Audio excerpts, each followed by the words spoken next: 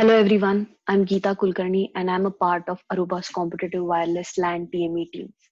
Today I'll be giving you a quick update on IEEE 802.11ax standard, which is popularly known and marketed as Wi-Fi 6. The topics that we would be covering today are network trends and challenges, along with the need of focusing on network efficiency rather than just higher data rates. We will then go over the new features adopted and introduced by Wi-Fi 6 technology and their advantages. We will then quickly take a look at Aruba's Wi-Fi 6 indoor AP portfolio and the benefits that we can obtain when Wi-Fi 6 APs are used in combination with Aruba OS 8.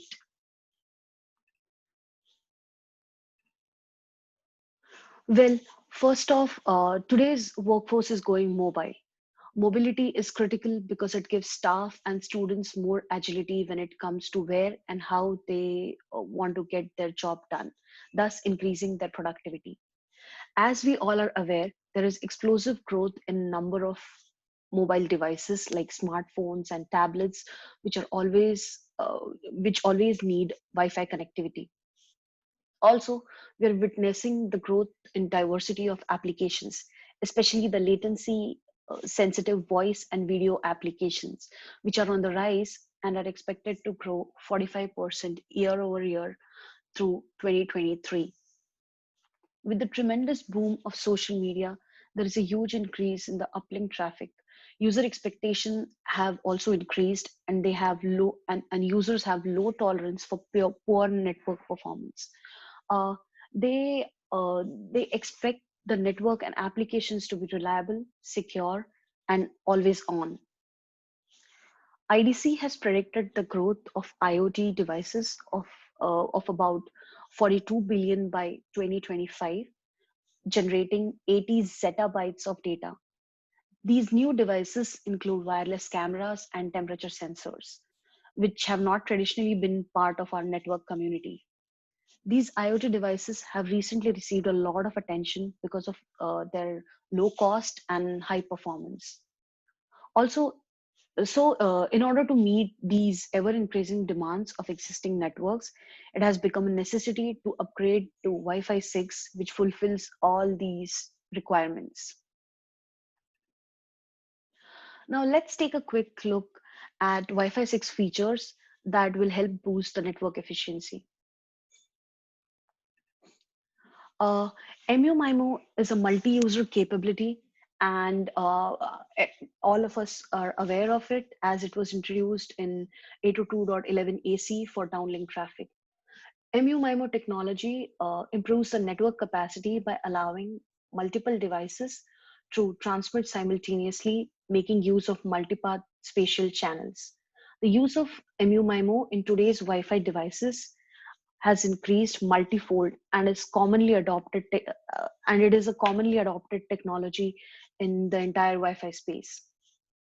Wi-Fi 6 introduces some new enhancement to this existing 802.11ac DLMU MIMO technology. The number of users in a group were expanded to 8 users for MU MIMO operation. And due to this advancement, MU MIMO throughput can be doubled or tripled compared to single user operation. This improvement of increasing the size of downlink multi-user MIMO groups results in more efficient operation, resulting in increased efficiency. OFDMA is a transmission technique which enables multiple devices to share same Wi-Fi channel at the same time. This OFDMA is one of the major improvements in 802.11ax, that is Wi-Fi 6 technology. And with OFDMA, multiple clients can simultaneously share a Wi-Fi channel instead of having to take turns.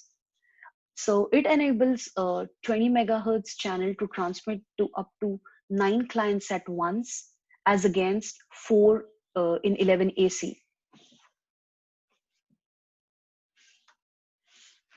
Next feature that Wi-Fi 6 brings to table is a higher modulation rate of 1024 QAM.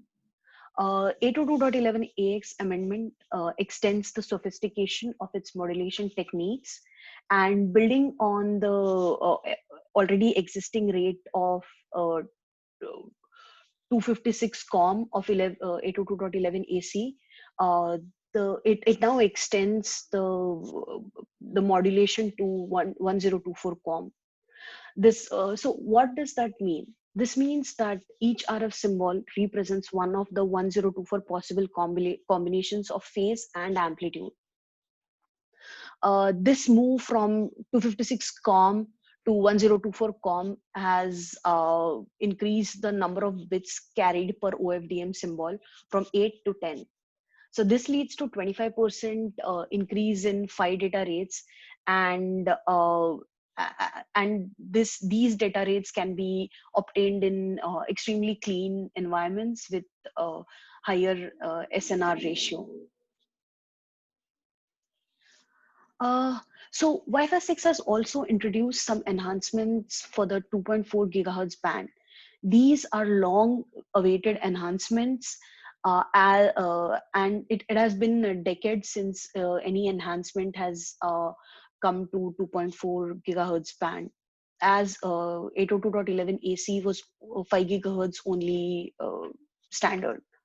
So these improvements will help with the IoT market, where superior propagation characteristics of this band can be exploited. Moving on, target wake up time is a power saving mechanism that was adopted from 802.11 AH. It effectively allows the device to schedule wake up times as opposed to waking up every now and then. So it's a more structured approach towards power saving and can deliver 3 to 10 times improvements in battery life. This is a very critical feature, uh, as many wearables or IoT devices have a tough time to maintain their battery life, and it is difficult to charge the device or change the batteries every now and then. Another feature is BSS coloring. For a long time, the main problem with Wi-Fi has been that the signals go too far and that causes interference. BSS coloring solves this challenge. Uh, it increases the capacity of congested networks where there are overlapping APs. With BSS coloring, packets from different devices now can be sent on the same channel at the same time. They no longer have to wait for each other to finish. That means more bits can be transmitted in the same amount of time. So this results in a capacity increase of over 2 times over legacy networks. Extended range for outdoor with longer GI. So 802.11ax introduces longer guard intervals of 1600 nanoseconds and 3200 nanoseconds, in addition to 800 nanoseconds from 802.11ac. So why are these guard intervals necessary? The reason that these guard intervals are necessary is that they help in avoiding multipath reflections of one symbol, which are caused by arriving late and interfering with the next symbol. So longer the guard interval, we get better protection against signal delay spread, and which is very commonly seen in outdoor environments. So basically, increased guard interval can potentially increase the effective range of wireless outdoors. In addition to this, Wi-Fi 6 also introduces longer OFDM symbol. This results in increased efficiency as it reduces guard interval and pilot tone overhead.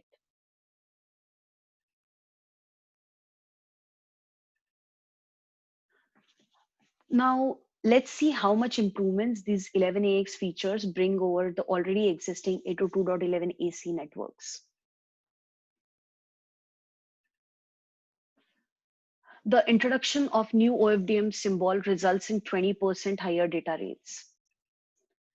OFDM downlink and uplink help accommodating more clients and reduces latency, and it contributes to around 3 times system capacity, especially in dense networks with higher client counts and lower bandwidth applications. Similarly, MU-MIMO and BSS coloring help in achieving twice the network capacity compared to 11 AC networks. In addition to this, 1024 COM aids in achieving 25% higher data rates compared to 11 AC. So all these all these features contribute to about fourfold improvement in overall network efficiency. The above explained benefits can be easily explained by this network versus capacity, a network capacity versus number of clients graph. As you can see here, throughput for pre-11ax network takes a hit when client count increases, unlike 11ax networks. So we could see the same outcome when test data for Aruba AP 335, which is 11AC AP, versus AP 535, which is 11AX AP, was compared. These tests were conducted with 11 AC clients. As you can see, the throughput numbers remain almost the same as we increase the number of clients from 60 to 100 for AP 535, which is not the case with AP 335. Along with the above mentioned features, Aruba also includes advanced security capabilities like WPA3, enhanced open, and other proprietary features like Aruba AirSlice and policy enforcement firewall. Enhanced open is a very useful feature to protect user data in open networks like coffee shops or airports, as it encrypts all the wireless traffic. AirSlice enables the mechanism by which individual applications within the same access class can be prioritized. Hence, it overcomes the limitations of traditional WMMQoS standard.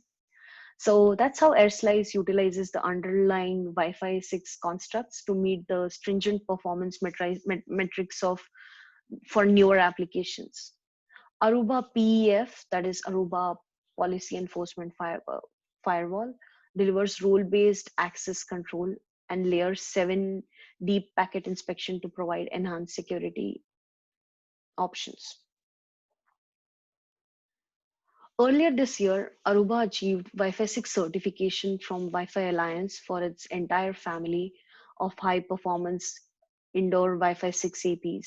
This Wi-Fi 6 certification is designed to distinguish Wi-Fi 6 products and networks to deliver exceptional end-user expectations and wireless stability.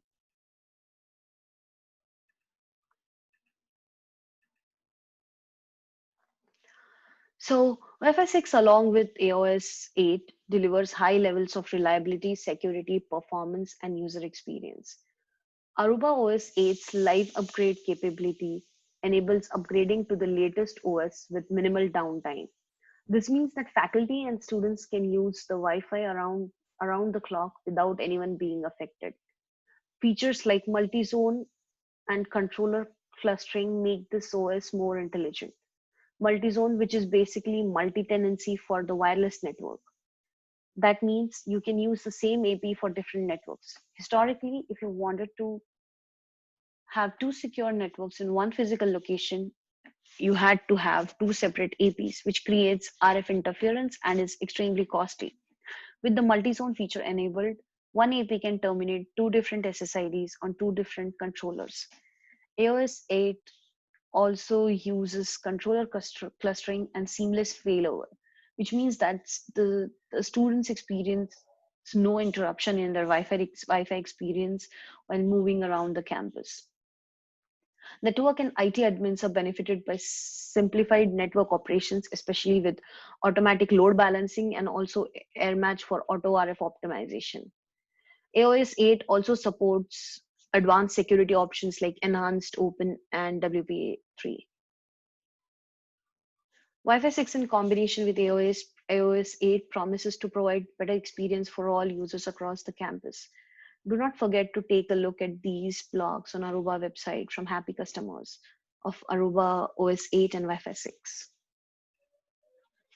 This ends our today's session. Thanks a lot and feel free to reach out to us if you have any questions. Thank you.